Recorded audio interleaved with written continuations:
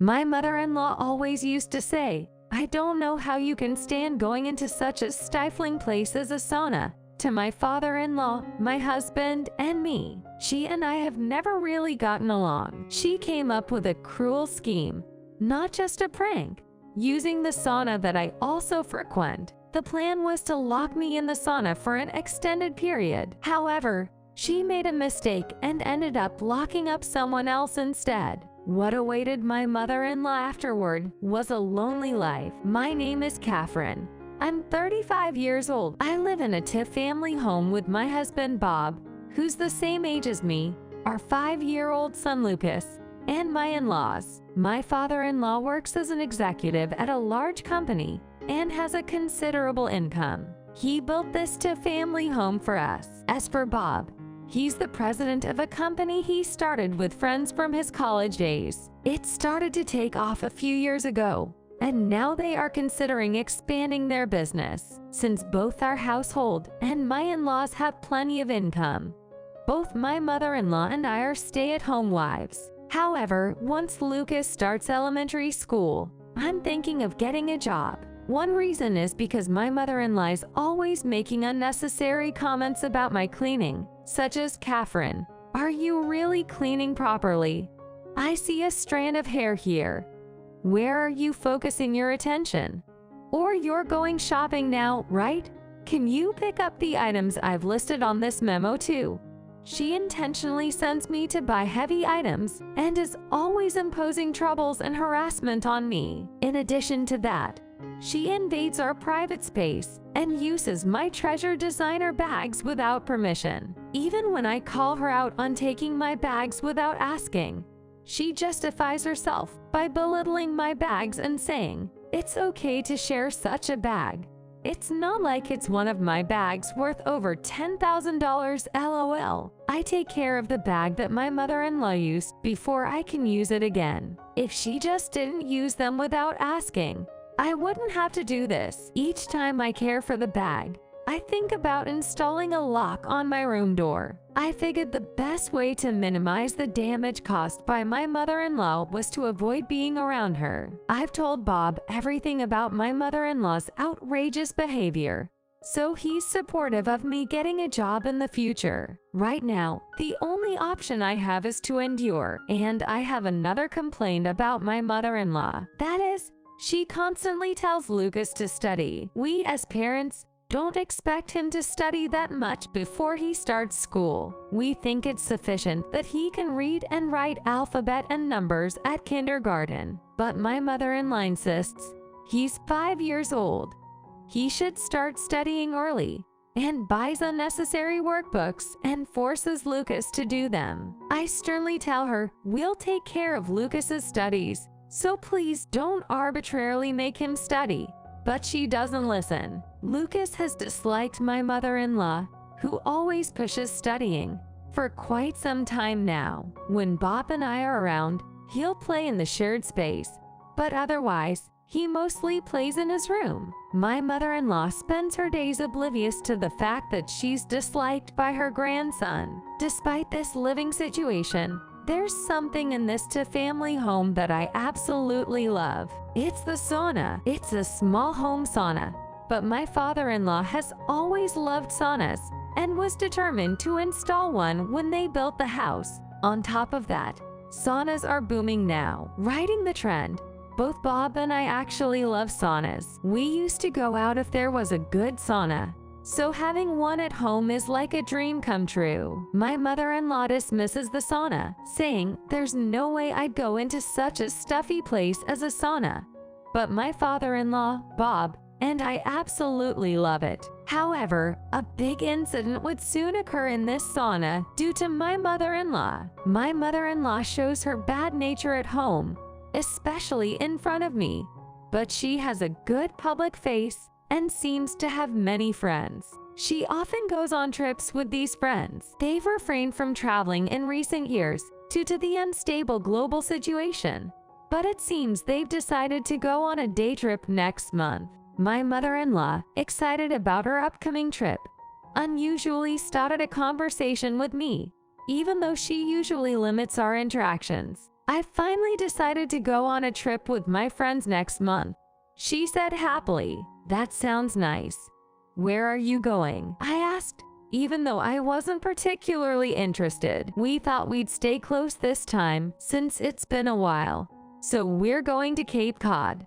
We can also enjoy spring strawberry picking, she replied. Indeed, my mother-in-law loves fruits. Cape Cod could be a nice, warm place to visit, don't you think? Yes, you're right. If it's warm, I wonder what I should wear. It's been a while since our last trip. Maybe I should buy new clothes.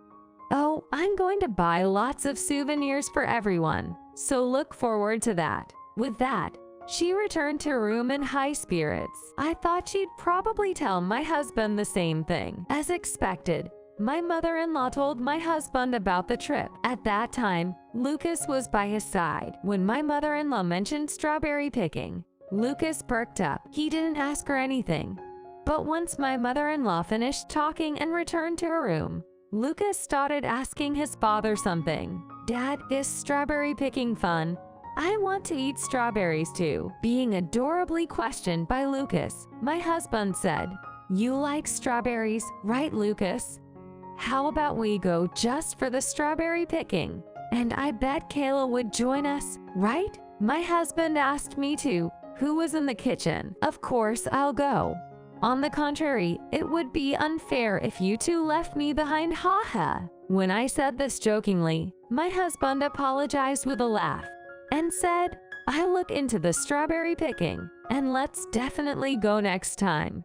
And that's how we decided to go out as well. After the trip was confirmed, my mother-in-law started treating me nicer, like a different person. She would clean the shared space that I usually did, and even prepared breakfast. When everyone was surprised by her behavior, she said, Well, I can do it if I try. I usually don't do it on purpose to improve Kayla's housekeeping skills, haha. While my husband and I were glad she wanted to travel, we also had concerns about what would happen after the trip. We were worried about whether she would revert to her usual self or get even worse with her harsh treatment of her daughter-in-law and grandson. Everyone feels a sense of sadness when something enjoyable ends, right? While thinking about what kind of reaction her joy would bring. The day of my mother-in-law's trip arrived. She was up early. As for us, we got up a little later than usual due to it being a weekend. It seemed that she left before we woke up. We were curious about my father-in-law, but we didn't want to disturb him on his day off.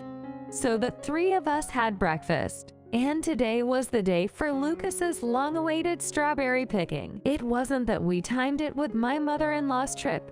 It just happened that we got a reservation for this day. We left the house at 10 o'clock, but we didn't see my father-in-law before then. If we had searched for my father-in-law at that time, a terrible thing wouldn't have happened. The place my husband found was a strawberry farm relatively close to our home. Lucas was extremely excited by the sight of the many strawberries. He kept saying yay and continued to munch on the big strawberries he found. Seeing Lucas having so much fun, I thought it was a good decision to come to the strawberry picking. After finishing strawberry picking, Lucas said, I want Grandpa to eat strawberries too.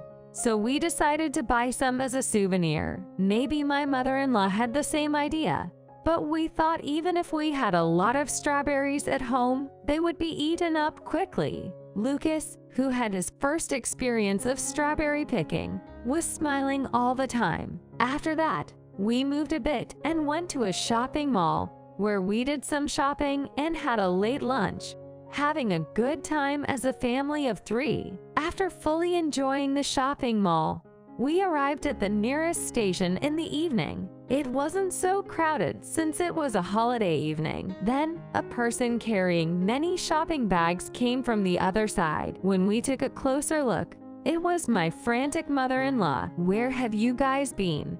She asked in a flustered manner. My husband said, What do you mean, where?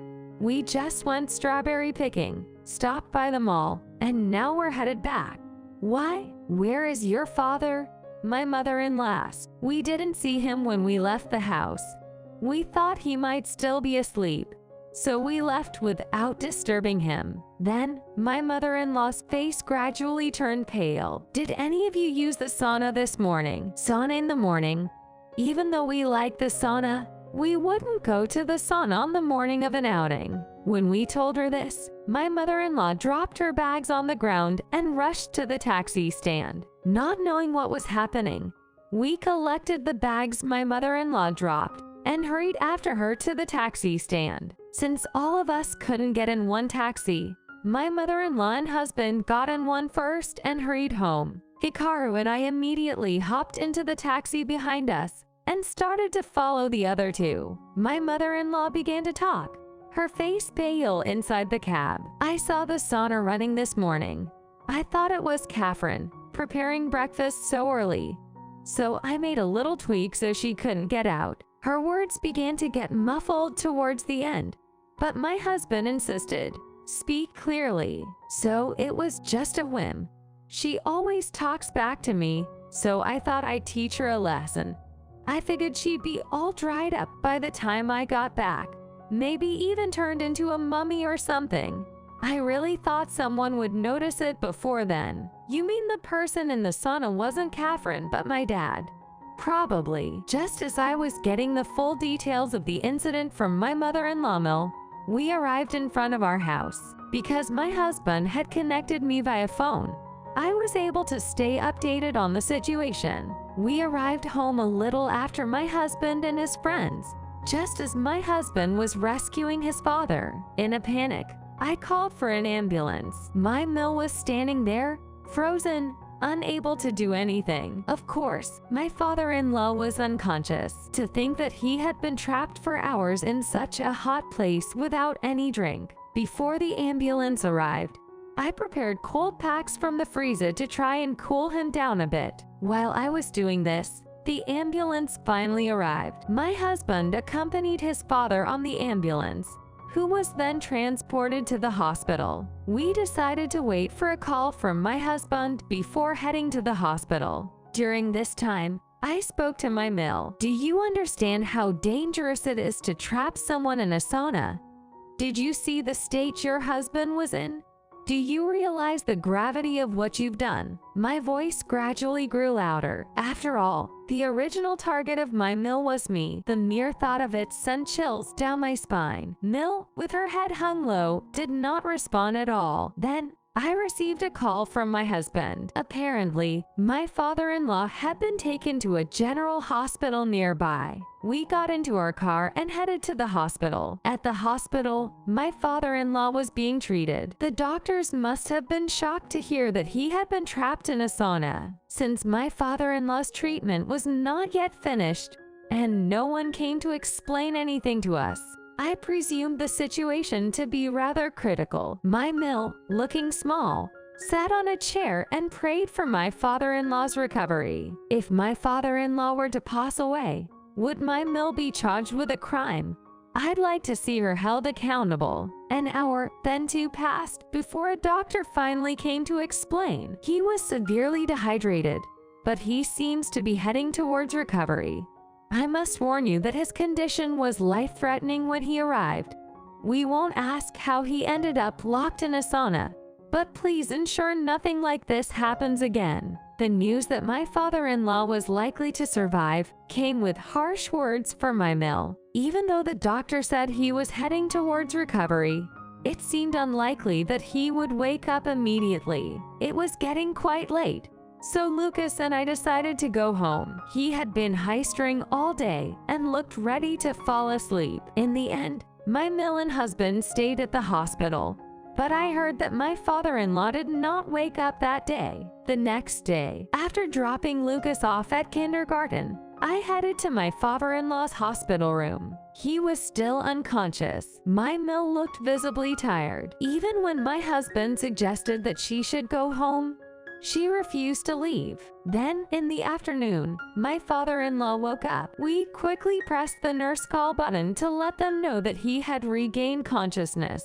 My Mill said, "I'm glad you're okay," and clung to my father-in-law, crying. At that moment, doctors and nurses gathered for the examination. For a while, We waited outside the room to avoid disturbing them. After everything was over, the doctors left. One of them told my husband that they needed to talk, and my husband left the room. "Is this a hospital?" my father-in-law asked feebly. "Yes, it's a hospital, Dad.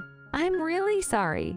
If I hadn't done what I did, you wouldn't have suffered like this."